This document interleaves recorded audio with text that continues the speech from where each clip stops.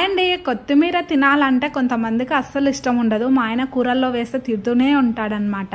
ఇంకా ఇలా వీడియోస్లలో చెప్తుంటే కూడా అన్నీ చెప్పేస్తావా, ఏం దాచుకోవా అని కూడా అంటున్నాడనమాట.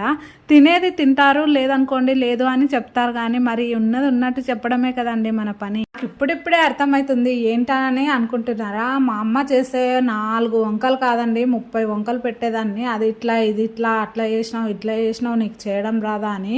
ఇప్పుడు నాకు అర్థమవుతుంది. పంచపక్ష పరమాన్నాలు చేసి ముందర పెట్టినా ఏదో వంక పెడతారు. ఏదైనా దాని విలువ తెలిసే వరకు అర్థం కాదు అంటారు. ఇదేనేమో మరి. మా అమ్మని ఇప్పుడు అనిపిస్తుంది ఎన్ని రకాలుగా బాధ పెట్టాను అని.